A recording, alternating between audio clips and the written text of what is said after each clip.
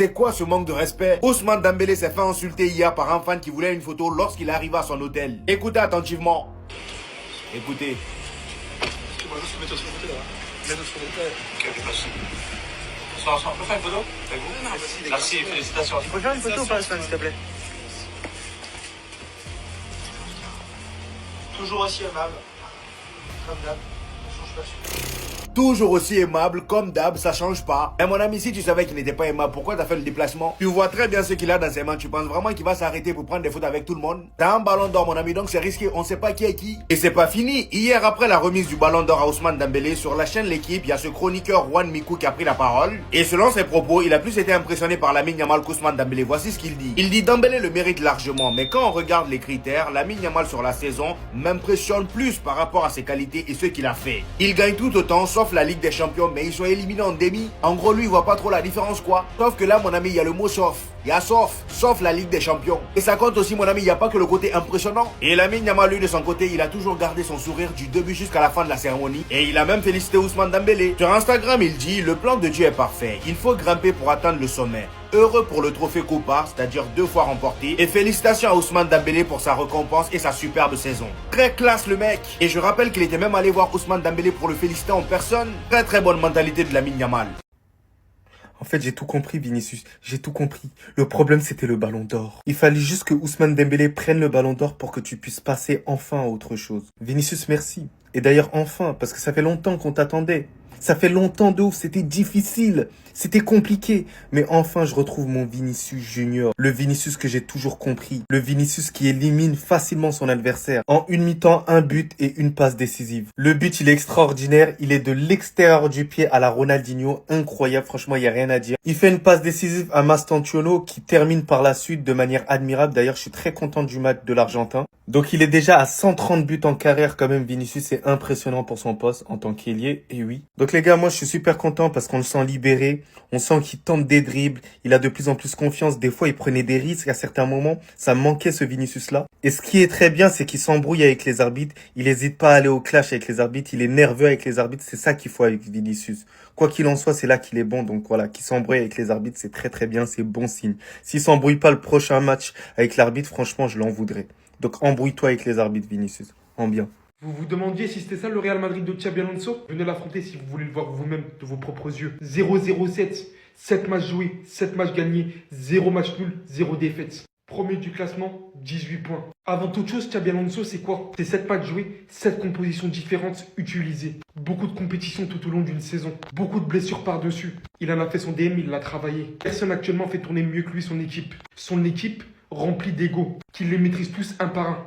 Qu'il leur dit à la gueule, tu sors. Qu'il leur dit à la gueule, ici t'es titulaire indiscutable, tu sortiras pas que si tu fais ton taf. Par-dessus tout, c'est aussi une sacrée collaboration avec Kylian. C'est aussi la confiance qu'il a attribuée à ce petit, que dis-je petit, depuis maintenant plus de 2 mois, en sachant d'ores et ordre qu'il allait être très important pour l'équipe.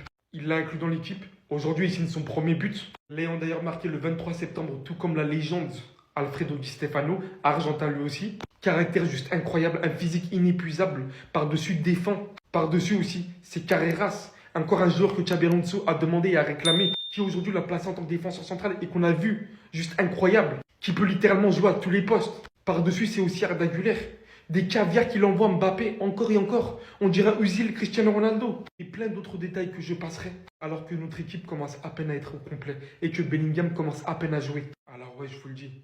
Si c'est ça Xabi Alonso, je suis tout oui. Ça, c'est mon Vinicius. Dès que je l'ai vu s'énerver sur une faute en début de match, je savais qu'il était dans son match. C'est ce Vini là qu'on avait perdu, les amis. Et sur ce match-là, on est en train de le retrouver. Il n'y a qu'à voir le match qu'il est en train de sortir. Un but et une passe décisive. Et regardez-moi le but, s'il vous plaît. Déjà, le gars, depuis le début du match, contrairement au match précédent, il n'est pas collé à sa ligne sur le côté gauche. Non. Là, cette fois-ci, il est en mouvement. Voilà, il permet avec Kylian Mbappé, avec Franco Mastantuono. La preuve, le but qu'il marque, il est sur le côté droit alors qu'il est censé être sur le côté gauche. Et comme ça, il faudrait qu'on attaque, les amis. Il faut surprendre l'adversaire. Le gars sur le côté droit dans la surface, il fixe les défenseurs. Il les a fixés jusqu'à ce qu'il voie la faille. Malgré qu'il soit pas sur son côté gauche pour enrouler avec son pied droit, il s'est dit pas d'inquiétude. Il a lâché un extérieur. Voilà, enroulé extérieur, c'est rentré. Désormais en Ligue 1, en ce début de saison, ça fait 6 matchs, 6 GA. Sans oublier la magnifique passe décisive qu'il fait à Franco Bastantuono, les amis. Mis à part les buts, les amis, ce qui me plaît le plus chez Vinicius aujourd'hui, c'est que le gars, il fait les efforts. Défensivement, il est là. Regardez à quel point il est en mouvement. Le gars, il décroche, il vient, il participe au jeu. Quand il faut replier pour défendre, il le fait. Quand il faut changer de côté pour perturber un peu la défense, il le fait aussi. Franchement, pourvu que ça dure, Xabi Alonso, j'espère qu'après ce match-là, tu vas pas le remettre au banc. Voilà, lors du prochain match. Et d'ailleurs, sur ce match-là, je t'en supplie, ne le sors pas. Interdit de le sortir. C'est tout ce qu'il faut pas faire. Parce que là, il commence à se retrouver petit à petit. Faut le laisser gagner en confiance. Quand il sera en confiance toi-même, tu verras que tu n'auras pas de problème pour marquer.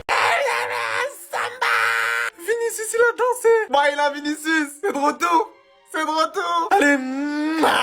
Vous avez testé de le mettre en plaçant aujourd'hui pour au final allumer votre télé, le voir pondre du Luka Modric. Faites comme le gardien adverse. Admirez la balle rentrée et bouche bée. Journal du Real, vous avez douté pour au final tweeter de la sorte.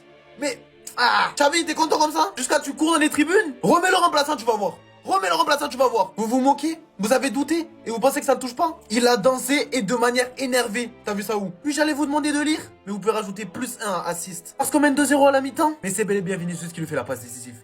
Oui, un but, une passe en 38 minutes, vous avez bien entendu. Non, ça fait déjà, on n'est pas choqué. On a des joueurs de foot dans l'effectif, et vous l'avez négligé pour une boudeuse. Mâche encore ton chewing-gum là. Le Vinicho est de retour, il reste une mi-temps et sachez que c'est pas fini. Et bah Pignere, j'ai cru voir ce matin que la prolongation de Vigny était totalement à l'arrêt.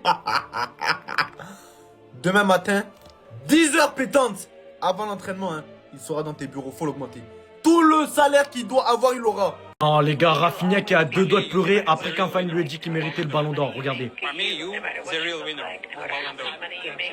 Regardez son Five PQ. place is robbery. It's a real robbery. Don't worry. Ballon d'Or.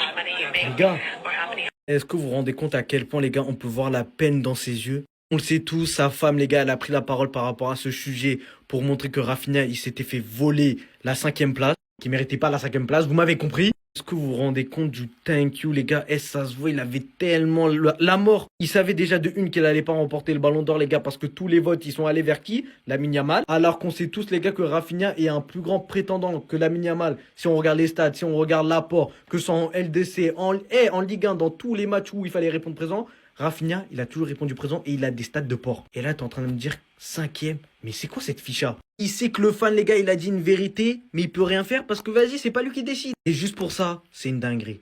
Et moi, grand respect à tous les supporters de Rafinha, les gars qui sont restés fidèles jusqu'au bout.